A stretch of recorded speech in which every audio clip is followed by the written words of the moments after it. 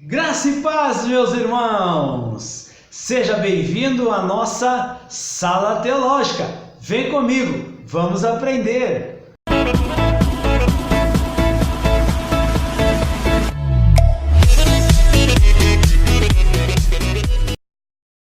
Muito bem, estamos de volta. Essa é a nossa Sala Teológica, o nosso canal de perguntas e respostas bíblicas e teológicas. Isso, toda semana temos vídeos novos, a qual estaremos aí respondendo as dúvidas dos nossos irmãos que enviam suas perguntas para o nosso WhatsApp, que é o 11 99772 0781. 11 99772 0781. Eu sou o pastor Lissandro Alves e eu estarei aqui sempre que você tiver uma dúvida respondendo as suas perguntas, ok? Vamos lá que nós já temos a primeira pergunta do nosso canal. A nossa primeira pergunta é o seguinte: pastor, o livre-arbítrio é bíblico? Olha que pergunta interessante, hein? O livre-arbítrio é bíblico? Sim, o livre-arbítrio ele é bíblico, ou a vontade própria. É uma dádiva de Deus para as suas criaturas, seja ela celestial ou terrenas.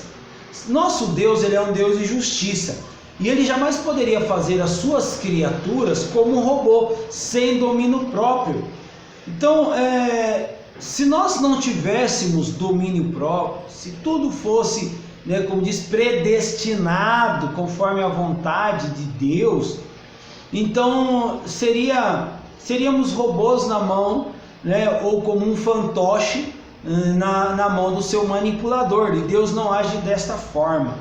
Deus, ele nos dá essa vontade própria, esse livre arbítrio, apesar que, embora não haja esta palavra livre arbítrio na Bíblia, você não vai encontrar esta palavra, mas ela é recheada, ela tem muitas passagens onde o próprio Deus, ele deixa a escolha do bem e do mal. Deus diz para nós escolhermos, entre o bem e o mal, aquilo que nós desejamos escolher, aquilo que desejamos seguir, Então fica ao nosso critério essa escolha. Josué bem disse, escolhei hoje a quem servais, ao Deus que serviram os vossos pais, porém eu e a minha casa serviremos ao Senhor. Então a escolha fica por nosso critério.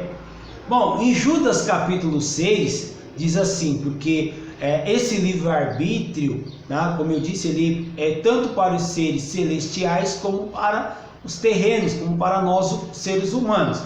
E o livro de Judas capítulo 6 diz assim: e aos anjos que não guardaram o seu principado, mas deixaram a sua própria habitação, reservou na escuridão e em prisões eternas, até ao juízo daquele grande dia. Está referindo aos anjos, a terça parte dos anjos ali, que se rebelaram juntamente com Satanás e deixaram a sua habitação, não guardaram o seu principado ali, o seu lugar celestial. Preferiram sair, abandonar o céu, seguindo ali a Satanás. Então foi uma decisão.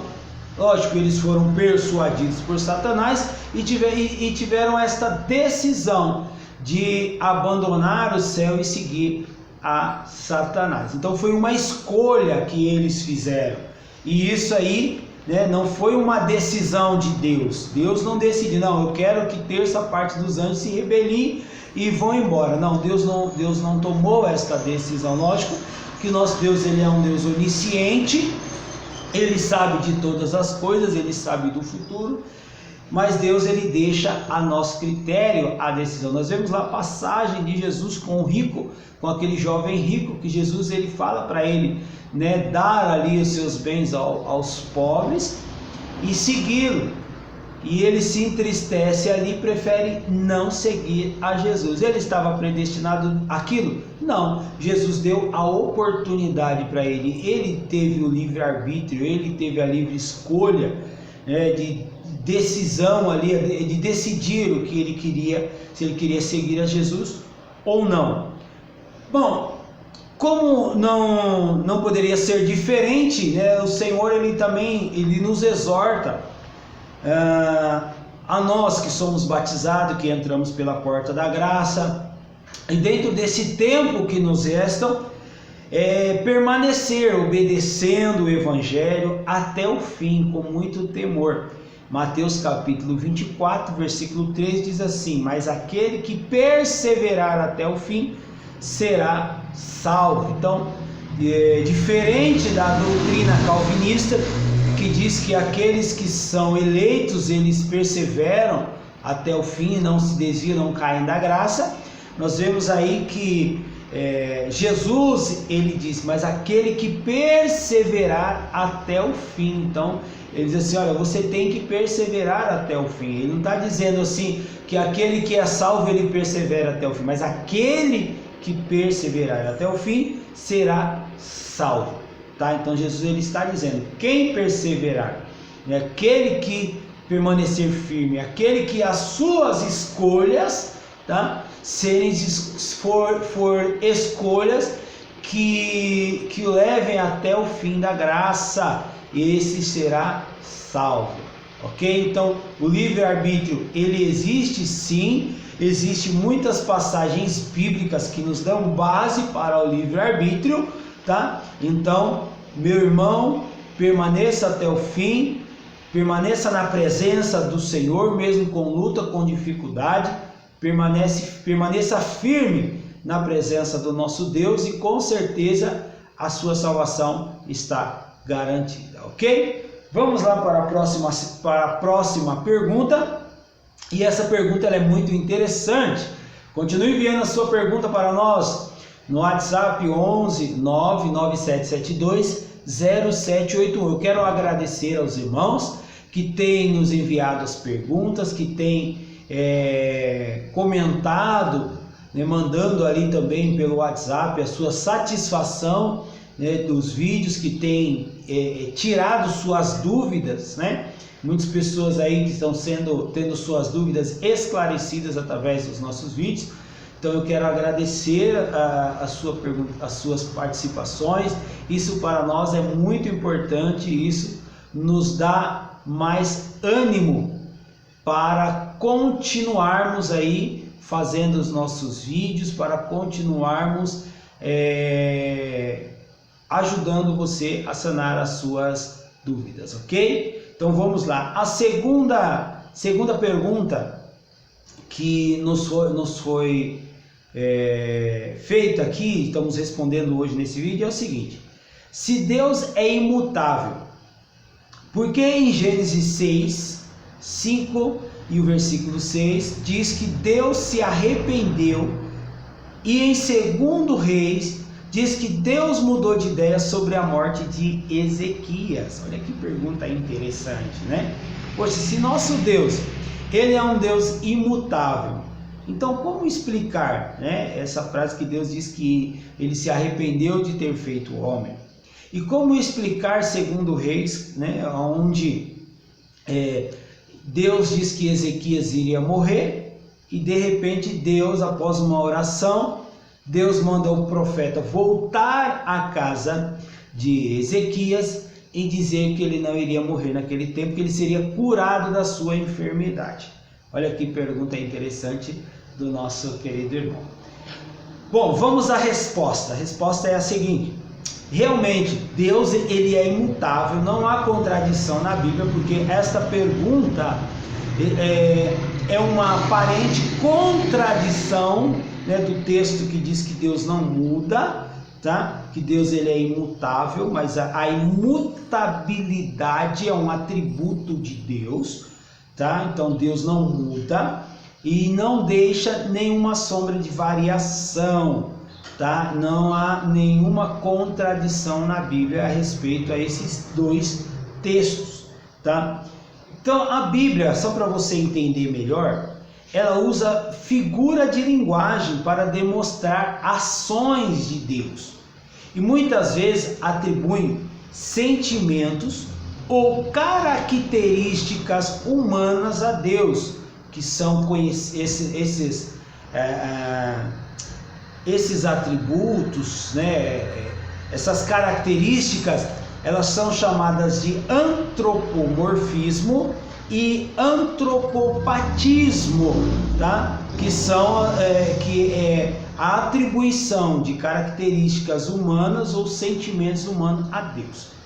Então, para tentar mostrar ao homem, ou tentar explicar de uma forma que venhamos entender o que Deus é e o que Deus faz, da forma que Deus age, tá? Lembrando que é simplesmente uma forma para tentarmos entender, porque Deus, ele nunca será explicado de uma forma plena, porque Deus é indescritível, ok? Então é somente uma forma para tentarmos entender aí as características e as ações de Deus. Bom, vamos lá, para você entender melhor aí o que eu estou dizendo. Primeiro, se afirmarmos que Deus se arrepende de ter feito algo, estamos invalidando o atributo da onisciência de Deus, ou seja, Deus sabe de tudo, de todas as coisas, incluindo o futuro. Seguindo a base da palavra arrependimento, né? A exegese, ou a raiz desta palavra, que na tradução bíblica, né, do hebraico bíblico, ela vem da raiz naham, né, que significa entristecer ou lamentar. Então, entendendo a raiz da palavra, né, do hebraico, que significa naham, então chegamos à seguinte conclusão: que o correto seria dizer que Deus, ele se entristeceu de ter feito o homem, ou ele lamentou de ter feito o homem por causa das suas transgressões. Não que ele teria se arrependido de uma forma assim, poxa, por que eu fui fazer isso? Por que eu fiz os homens? Como se Deus não soubesse o que estava fazendo, tá? Então, a forma correta de expressar esse texto é dizer que Deus, ele se entristeceu de ter feito o homem por causa das transgressões que estava muita na terra. Tanto que se Deus, ele tivesse se arrependido, né, como diz aquele texto, a tradução, Deus poderia ter acabado com a humanidade de vez e não ter destruído somente uma parte e preservado a outras para continuar a procriação e o crescimento do homem na terra, né?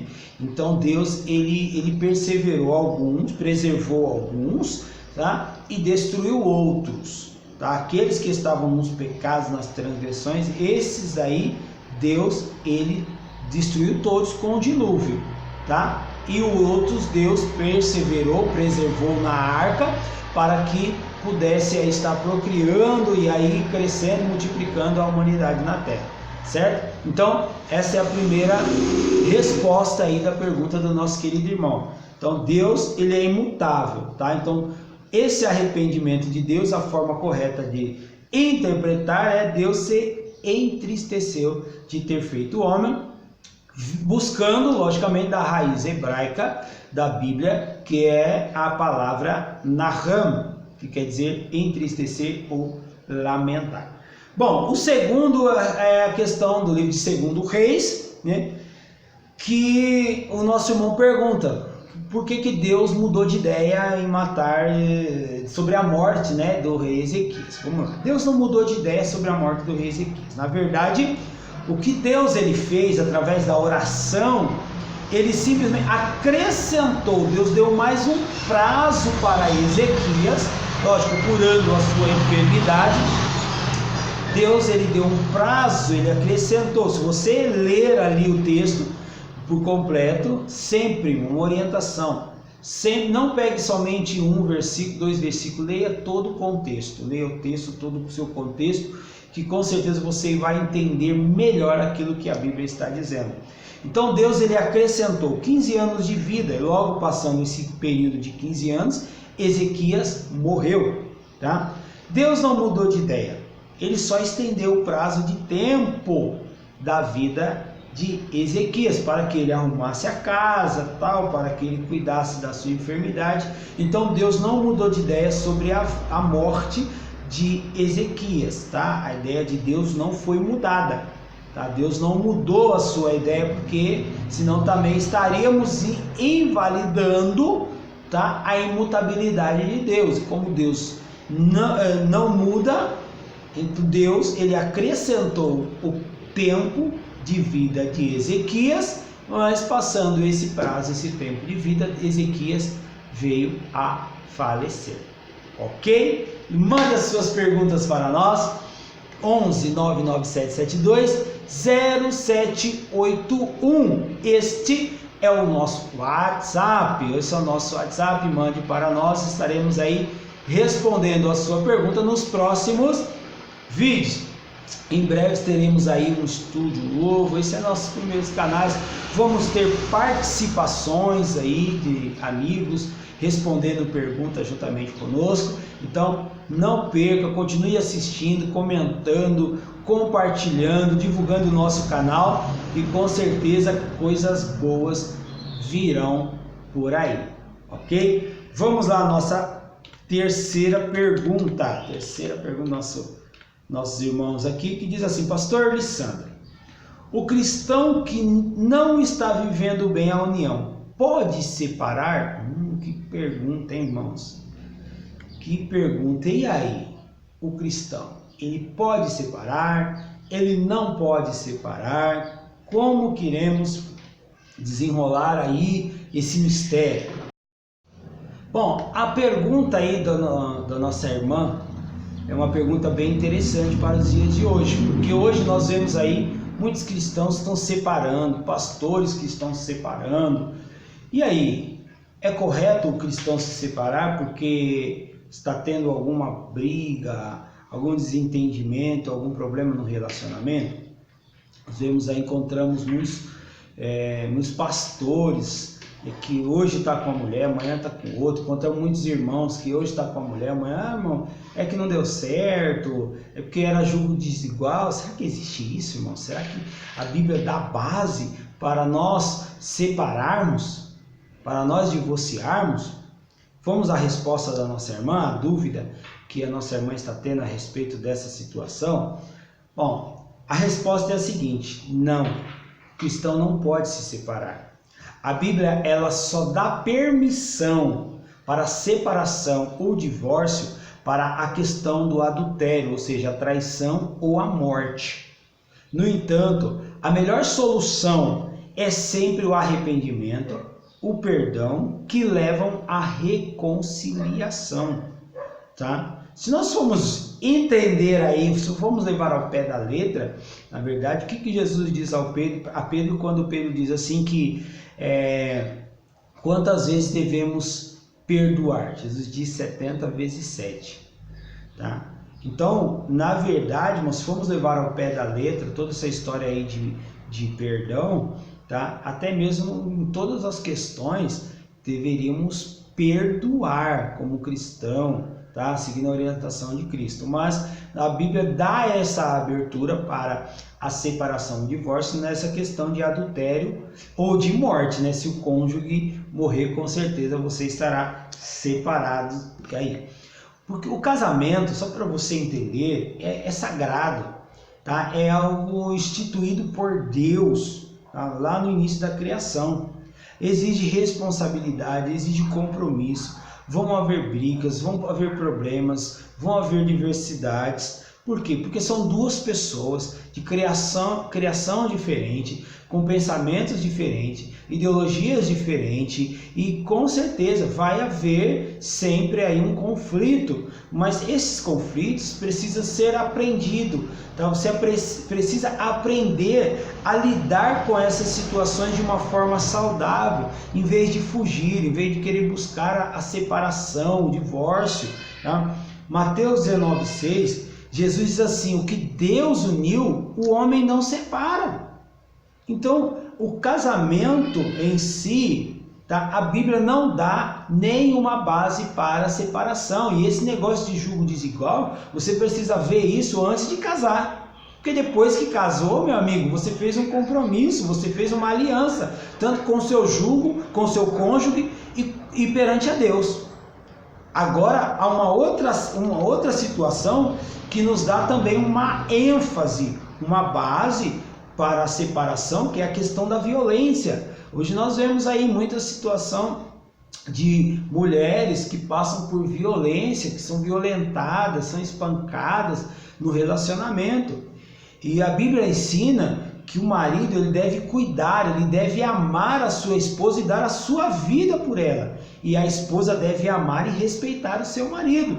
Agora, quando há violência no casamento, não há um cuidado nem respeito, isso pode ser visto como uma forma de infidelidade, tá? Então, se há perigo e o cônjuge não se arrepende, a separação é uma opção válida. No caso de violência, tá? No caso de violência, isso é entendido como uma forma de infidelidade, porque não está atendendo aos padrões ali do que Jesus ensina, a forma que o marido deve cuidar e respeitar a sua esposa a ponto de dar a sua vida por ela. Pode separar? Não. Se não houve adultério, traição, se ninguém morreu, ou se não está havendo violência física aí no casamento, então tenta aí de a melhor forma resolver essa situação, tenta da melhor forma aí, tá? Lidar com essa situação, senta com o seu companheiro ou a sua companheira, tenta aí buscar o melhor jeito diante de Deus, a melhor forma diante do Senhor, para que vocês possam se reconciliar e viver em paz em sua relação aí diante do Senhor, diante de Deus, ok? Vamos lá para a próxima pergunta do nosso canal Sala Teológica. Manda a sua pergunta para nós, manda que nós estaremos aqui respondendo. Manda pelo WhatsApp 11 99772 0781, estaremos respondendo as suas perguntas, ok? Vamos lá? A próxima pergunta e a última pergunta. É a última? Não, ainda tem mais outra pergunta aqui. Tem mais uma pergunta aqui. Vamos lá. Qual é a pergunta? Pastor, qualquer pessoa pode pregar a palavra de Deus ou somente os pastores? Olha aí, será que somente os obreiros, somente os pastores, somente os missionários podem pregar a palavra de Deus? E aí, o que a Bíblia nos diz? Bom, vamos lá. A resposta aí, do nosso internauta. Considerando que Cristo orientou a igreja de forma imperativa pelo ide, ide pregar o evangelho a toda criatura, que está lá em Marcos capítulo 16 e o versículo 15, fica a pergunta: quem Jesus designou para pregar o evangelho? E aí, quem Jesus designou? Será que foi somente os pastores? Será que foi somente os missionários? Será que foi somente os presbíteros? A recomendação do Senhor Jesus, em João capítulo 15, versículo 16, é assim: não escolhestes vós a mim, mas eu escolhi a vós, que vos nomeei para que vades e deis frutos, e o vosso fruto permaneça. O apóstolo Paulo, quando escreve a segunda carta a Timóteo, no verso 15, ele mostra a forma que nós devemos nos apresentar, ou seja, manejando bem a palavra da verdade. Em Mateus capítulo 16, versículo 15, Jesus envia seus discípulos para pregar o evangelho com aquele ide imperativo do Senhor, ou seja, para todos, o ide imperativo, uma ordem do Senhor Jesus ali. Mas antes de Jesus enviar, para você entender melhor, Jesus ensina, Pois o ministério de Jesus foi mais de ensinar do que de pregar. Então Jesus ele ensina os seus discípulos e depois ele envia os seus discípulos para pregar a palavra de Deus. Então entenda que qualquer pessoa pode pregar o Evangelho, desde que aprenda, estude, leia a Bíblia. Só você pode te impedir de levar o Evangelho, pois a ordem de Jesus é para todos, tá? Então, resumindo, não é só para o pastor, não é só para o presbítero, não é só para o missionário, o evangelista e afins, mas é para todos. Então, irmão, senta, se você tem esse desejo de pregar a palavra de Deus, senta, aprenda, estuda, leia a Bíblia, ore, busque direção de Deus e com certeza você será um excelente pregador da palavra do Senhor, ok? Vamos lá, nossa última pergunta. Bom, nosso canal, como é um canal teológico, né? Lógico que não poderia faltar a pergunta, né, referente aí ao nosso canal em uma dos nossos vídeos, tá? Mande a sua pergunta que estaremos respondendo. Qual é a sua dúvida? Sobre a Bíblia, sobre a história, sobre questões aí bíblicas, teológicas, sobre a religião. Mande a sua pergunta para nós pelo WhatsApp 11 99772 0781 e estaremos respondendo aí, tirando as suas dúvidas. A última pergunta de hoje, deste vídeo, é o seguinte: pastor, por que é necessário conhecermos a teologia? Olha que pergunta boa. Por que é importante nós estudarmos aí teologia? Primeiro, se não fosse importante estudar a teologia, eu não poderia estar aqui respondendo as dúvidas e as questões aí dos nossos irmãos que estão nos enviando as suas perguntas. Bom, a teologia, para você entender melhor, ela é o estudo sobre as coisas de Deus e da Bíblia. No livro de 2 Pedro, capítulo 2, versículo 18, diz: crescei na graça e no conhecimento. E no livro de Oséias 4,6 diz que o povo perece por falta de conhecimento. A importância de estudarmos teologia é adquirir conhecimento minucioso sobre a Bíblia e o que ela quer transmitir através do conhecimento, através dos acontecimentos, das revelações e da história. Oséias capítulo 6 e versículo 3 diz: conheçamos e prossigamos em conhecer ao Senhor. A teologia é como a matemática, é algo infinito e por isso devemos sempre estudar. Devemos estar sempre estudando, porque sempre vamos aprendendo coisas novas. E outra coisa, até mesmo para identificarmos as heresias que hoje estão sendo muito disseminadas por grupos religiosos.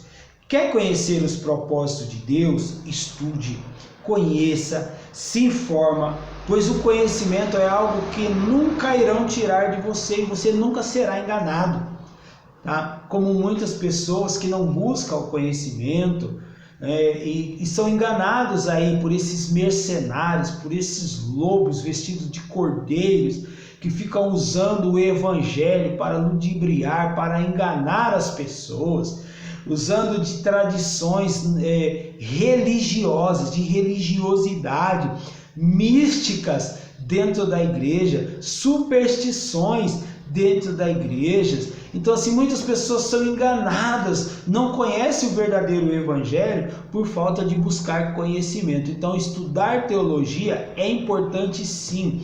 Se você tem condições, busque, estude, entre num seminário, numa escola teológica, numa faculdade teológica. Isso só vai agregar a tua vida espiritual. E se você não tem condições, participe das escolas dominicais que há na sua igreja. Escola dominical é um cursinho teológico, sim, é uma base. E a escola dominical, ela ajuda muito para crescermos, tá? E hoje nós temos aí a internet, lógico, com os seus devidos cuidados, porque há muitas coisas aí erradas, muitas heresias que estão sendo difundidas na internet. Tomar um devido cuidado, mas há muita coisa boa na internet que podemos pegar, que podemos aprender e podemos estudar, ok? Então está aí essa nossa última resposta de hoje para Você, meu querido irmão, minha querida irmã, você que tem nos acompanhado, eu quero agradecer o carinho de todos vocês que nos seguem nas redes sociais, que comentam, que curtem os nossos vídeos. Que Deus abençoe vocês. Até o próximo vídeo, porque aqui é a Sala Teológica, lugar de você aprender.